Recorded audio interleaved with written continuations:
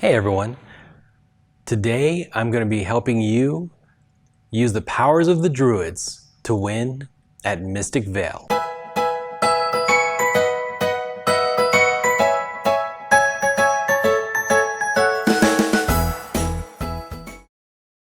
Hey everyone, so I've been playing a lot of Mystic Vale by AEG lately, and it occurred to me that when people first start playing this game, they often just kind of play. They just kind of buy the best cards available at the time, and that puts new players at a really bad position because this game does not, like, you don't score well at the end if you've just bought the best cards you think apply to any given situation.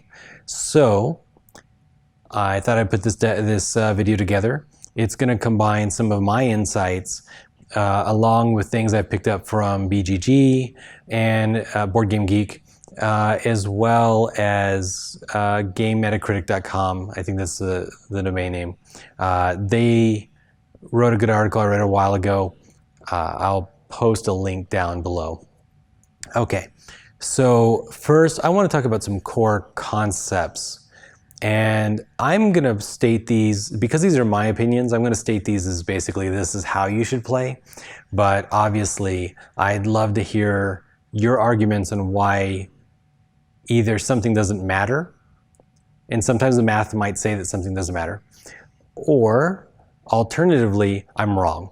And if I'm wrong, please tell me so that I play better in the future. I'm open to it. Okay, to begin with, when you're choosing where to put your enhancements, as a general rule, do not put anything in your cursed lands, okay? That's number one. Do not put anything in your cursed lands. There are some enhancements or advancements that make sense to put in your cursed lands, but barring a good reason why, don't put anything in it. And some people have said it doesn't matter. It does matter. Don't put anything in it. The reason why is a lot of the good cards that get rid of cursed lands have you discard them. And if you're discarding them, you might be in a situation where you are forced to discard a cursed land that has a good advancement. There's no value in that. So I would leave cursed lands empty. Number two, those empty cards, fill them up. Unless there's a very particular combo you're trying to accomplish, keep your good cards together.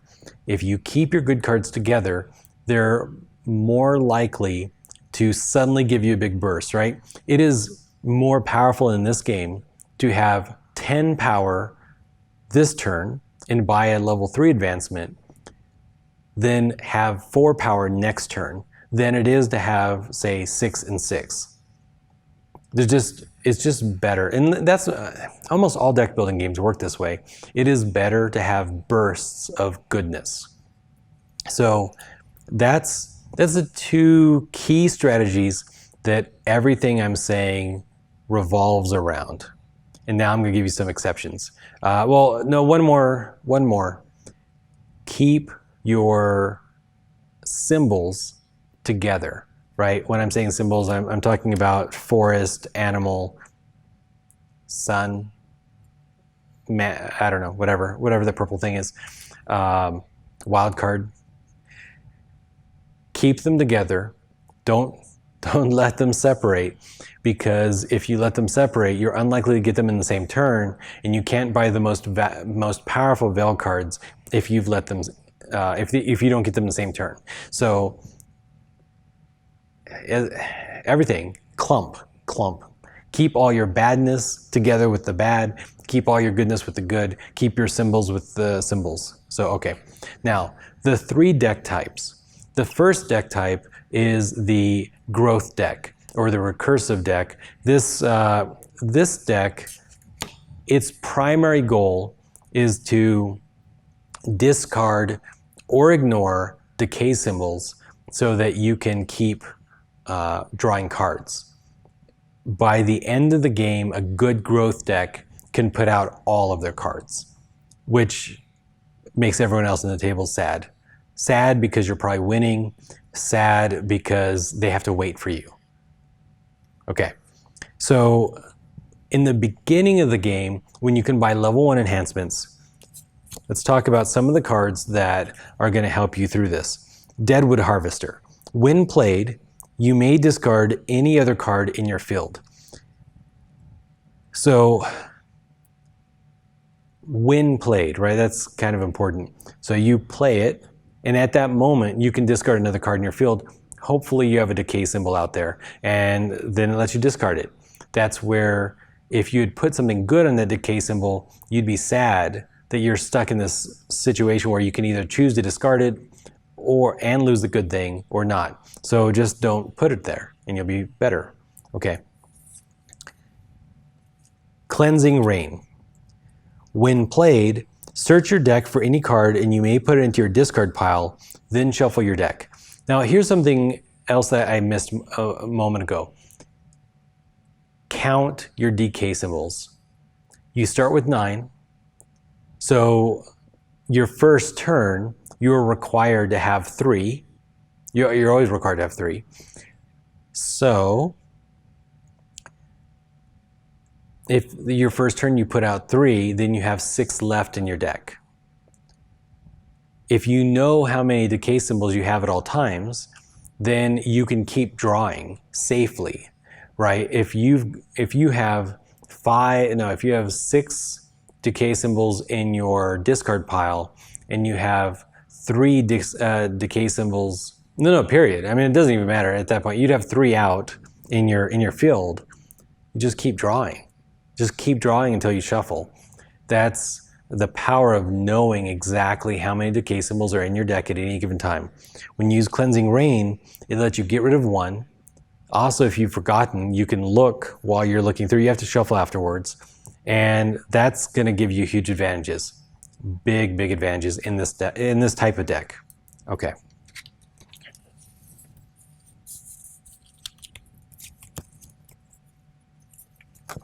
Now, from the level 2 enhancements, you've got Bear Totem.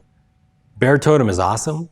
Gives you a life symbol, and it gives you a victory point, and it gives you a symbol that lets you cancel out a decay symbol. So Bear Totem, crucial. Grove Tender. Grove Tender, this only works if you're picking up some Guardian cards, but it can be pretty amazing. If you put this on a card that has 2 Guardian symbols, then you're going to have 2 decay symbols that you ignore that particular round. I don't use Grove Tender a lot, but if I end up picking up some Guardian symbols, then suddenly it becomes more valuable. All right, Lifebringer Seed. This is probably your key. And cancel a decay. If you put a Lifebringer Seed, not only does it cancel out a cursed land, but also a lot of the victory point cards, say like Hawk, they give you a decay symbol and they give you victory points. This is not a victory point deck, but if you see the opportunity, you always want that little bit extra. All right. From the level 3 enhancements, which for a growth deck, they're all about level 3. You should have so many cards that if you can only buy 2 enhancements every turn, you want those 2 enhancements to be from the level 3 pile. And one of the keys there is Calm Weather. So Calm Weather, it's relatively cheap. When played, look at your next on-deck card. You may discard it.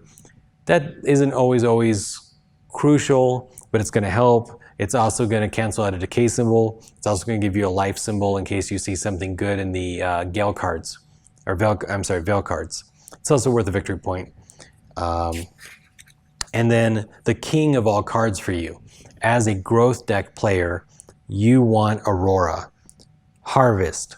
Gain 1 victory point for every 2 cards in your field.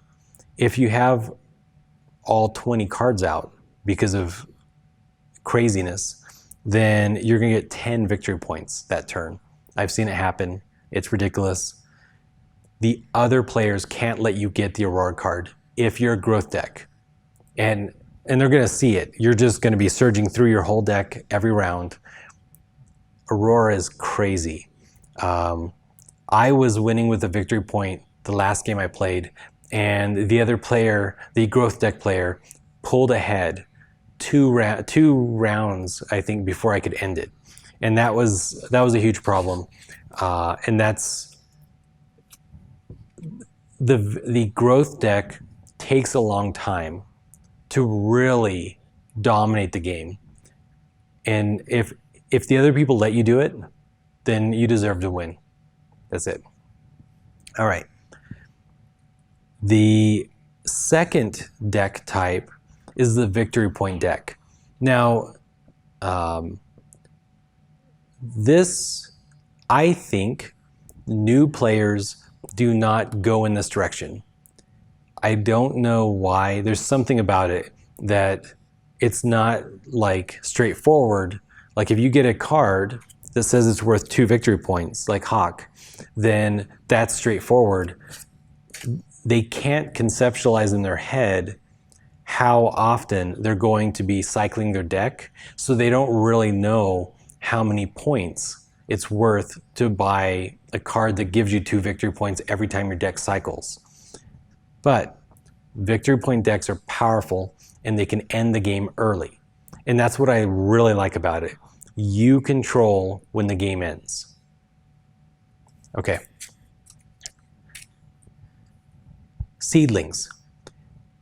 For the victory point deck to work with the base core game, you need a lot of level 2 enhancements. You do not need level 3 enhancements, you need level 2.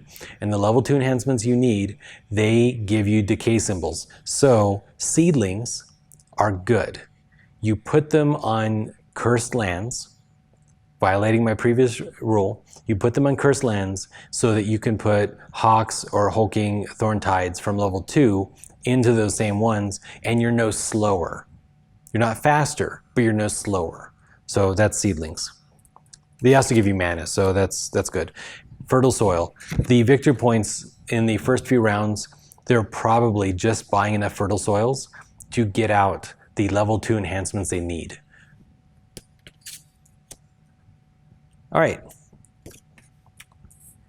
Hawks. These are your bread and butter. I mean, they're cheap. They have a guardian symbol. They give you 2 victory points. They have a decay symbol. Unfortunately, they give you a life symbol. So you're going to be able to buy Cascading Falls and stuff like that once you have enough of these Hawk cards. You combine it with Seedling, and it's just a ton of points, right? Okay. The other one is Hulking Thornhide, some sort of rhino creature. So it's worth 1 victory points, gives you 3 victory points every turn. It's amazing. Yeah,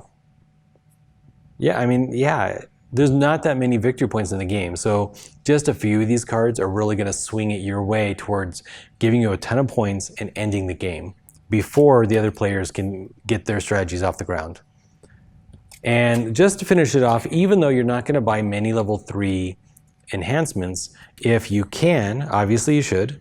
And for example, Magic Seed, gain 1 mana for each other card in your field. That's not huge for you. It's kind of better for a growth deck because they're going to have a ton. But 2 victory points every turn and a decay symbol. And if you bought all of these seedlings, then you're going to be able to use these magic seeds better than the other people. And then the other level 3 card for you is Dreadcoil Cobra. So Dreadcoil Cobras, 4 victory points every turn. That's huge. Decay symbol, hopefully you have seedlings to, kind of mitigate it. And another guardian symbol. The third deck type is the Vale deck type. So this deck is trying to get as many Vale cards out as possible. Vale cards it's basically like another game, right? Because the people who don't have Vale cards, they're not activating Vale cards. They're not buying more Vale cards. It's just like you get to buy 2 advancements every turn, plus if you have any symbols, then you get to buy Vale cards. And those Vale cards themselves, either they give you victory points or they do something every turn. So Vale cards can be fun. I had the most fun when I played a Vale deck. I didn't win. Maybe I could, maybe I couldn't if I played again. But here's the thing. You can't really choose to play a Vale deck. You have to get the cards in the very beginning to make sense to play a Vale deck. Otherwise, you shouldn't. So when should you play a Vale deck? And this is basically it. If you see an Azure Lake out, then you get a mana every single turn. So if you see Azure Lakes out, you might as well push for them. And once you push for them, if you successfully get the cards you need to get them, you're probably then going to have more mana every turn and more symbols every turn to buy more stuff. After Azure Lake, you can do things like Stream of Vigor, gain 2 mana, and you may buy a 3rd advancement this turn. I said earlier, growth decks, they can only buy 2 advancements. Stream of Vigor lets you buy a 3rd. It's amazing. Also 2 mana every single turn. And then if you can get Ancient Life Roots, then you're canceling a decay every turn. I've never had this card, never even seen this card available, but it looks amazing. I hope to play a Vale deck where I actually get this card. All right. So what are you looking for? Wellspring. It gives you the symbols you need for an Azure Lake. So obviously, it's a level 1 enhancement, you want it.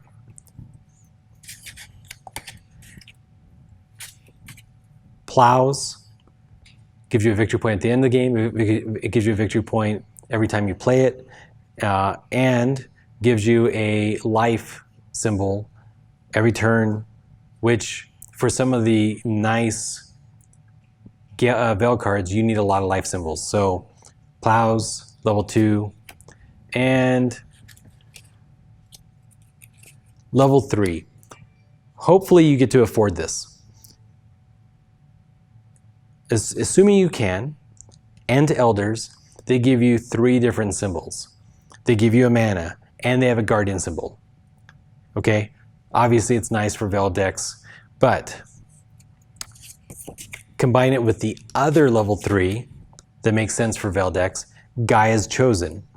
So this gives you 2 victory points plus 1 victory point per symbol on the card.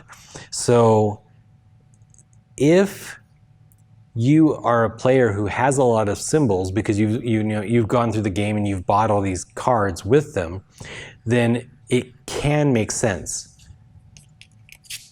If you get incredibly lucky, then you might get the ultimate combo here. This is 2 Ent Elders and a Gaia's Chosen. If you can do this, it is worth 16 points. 1 card, 16 points. It's amazing. Again, I have not won with a Vale deck. It's just fun.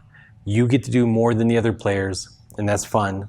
You get to buy more cards than the other players, and that's fun. I just like Vale decks.